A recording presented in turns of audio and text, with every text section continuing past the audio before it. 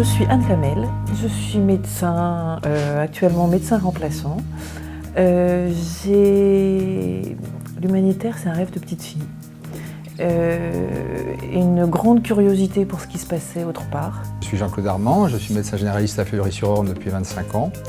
Et donc je fais des missions humanitaires depuis quelques années, depuis 3 ans simplement. Je m'appelle Clément Cognot, j'ai 29 ans et je finis mon internat de médecine générale. Alors je m'appelle Clémence Lemoine, je suis externe, donc en 4e année de médecine. Ça m'a donné une grande curiosité pour les gens, les autres, ceux que je ne connaissais pas, d'autres manières de vivre, d'autres manières de penser. J'ai envie d'aller plus loin, donc j'ai envie de rester plus longtemps avec les gens. Donc je suis partie au Togo, donc l'été dernier, pendant 1 mois et demi, avec une association humanitaire qui s'appelle Pélican SH, une association d'étudiants en pharma, en médecine, d'étudiants infirmiers aussi. J'ai fait des missions avec Mission Humanitaire, je suis parti pour l'instant 6 fois en 3 ans, 3 missions au Bénin, une à Madagascar, une au Cambodge et une dernièrement en Inde. Je suis donc parti au Congo-Brazzaville avec Médecins sans frontières. Je suis parti à Bétou, c'est au nord du Congo. Nous, on est parti faire de la sensibilisation et du dépistage de diabète. C'est-à-dire que donc, toutes les semaines, on avait un centre de santé référent. Donc on commençait par sensibiliser la population sur place. On a sensibilisé plus de 1000 personnes dans les différents centres de santé. Dans les missions, notre rôle, c'est de faire des consultations de médecine générale, des populations qui n'ont a priori pas accès aux soins parce qu'elles sont défavorisées. Suite à une guerre civile qui a explosé en fait dans le pays voisin, en RDC, il y a eu un afflux très important de réfugiés, d'où la mission.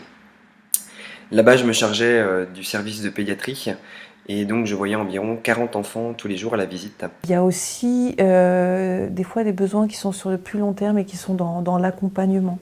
Donc, où il va s'agir de construire avec les gens. Donc là, on est sur des missions qui sont plus de long terme, de formation, de construction de systèmes de santé, de construction d'hôpitaux, d'accompagnement de médecins locaux ou de non-médecins, de paramédicaux, d'accompagnement de la population. En parallèle de notre projet, en parallèle de notre intervention dans les centres de soins, il y avait une formation des infirmières d'État aux soins du diabète. Ça a été une expérience extraordinaire pour moi parce que j'ai tout d'abord découvert un autre système de santé que celui qu'on connaît en France, qui est effectivement totalement différent.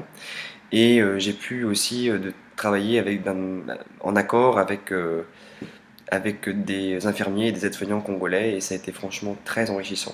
On m'a même proposé d'être le directeur médical de l'association, donc je vais voir si je vais m'y investir un peu plus pour organiser un peu les missions à venir, sachant qu'il y a à peu près 60-70 missions qui sont organisées par an. 2 fois par an, je vais sur place en Palestine pour travailler avec les équipes, pour voir comment ça avance, pour permettre de réajuster certaines choses, pour donner des conseils, pour rencontrer les gens localement, etc. Ce que je retiens par-dessus tout de ma mission, c'était de voir des enfants qui se remettaient à sourire progressivement lors de l'hospitalisation, et lorsqu'ils sortaient avaient un sourire radieux. Et là, on se dit que on sert quand même à quelque chose. On a aussi fait énormément de rencontres, que ce soit des Togolais qui étaient dans l'association partenaire de Pélican, donc UJPOD. Par exemple, pendant les 7 semaines de notre projet, on avait un sociologue qui était présent avec nous et qui pouvait nous expliquer à la fois tous les us et coutumes du pays, à la fois les histoires, les traditions.